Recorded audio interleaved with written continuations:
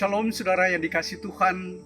Kita akan sama-sama merenungkan satu bagian firman Tuhan yang diambil dari Kejadian pasal 21 ayat 1 hingga yang kedua. Firman Tuhan demikian. Tuhan memperhatikan Sarah seperti yang difirmankannya, dan Tuhan melakukan kepada Sarah seperti yang dijanjikannya.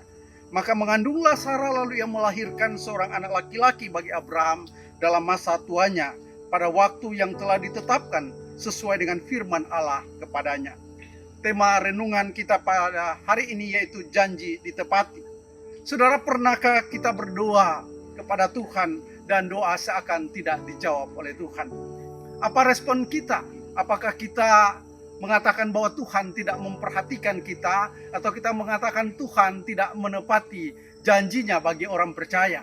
Saudara yang dikasih Tuhan, Kejadian pasal 21 ayat 1 sampai 2 mengingatkan dan menegaskan kepada kita bahwa Allah adalah setia kepada janjinya.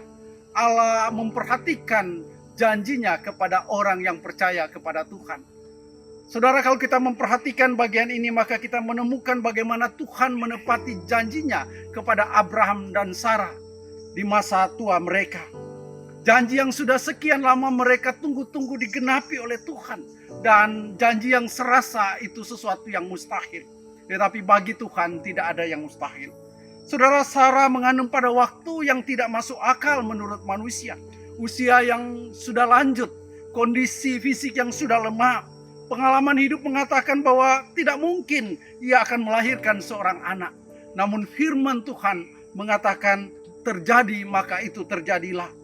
Manusia mengatakan tidak mungkin, tetapi bagi Tuhan itu sesuatu yang mungkin. Saudara, seringkali dalam hidup kita berada di dalam masa penantian yang panjang. Kita menunggu janji Tuhan digenapi, tapi seakan-akan Tuhan tidak menggenapi janji kita. Tetapi saudara, kita melihat bahwa janji Tuhan itu ya dan pasti. Dia tidak pernah berubah. Dan penantian yang panjang tentunya mungkin bisa melemahkan iman kita. Tetapi kita percaya firman Tuhan hari ini mengingatkan janji Tuhan tidak pernah dibatalkan oleh waktu. Saudara, penggenapan mungkin tertunda menurut kita, tetapi tidak pernah terlambat menurut Tuhan.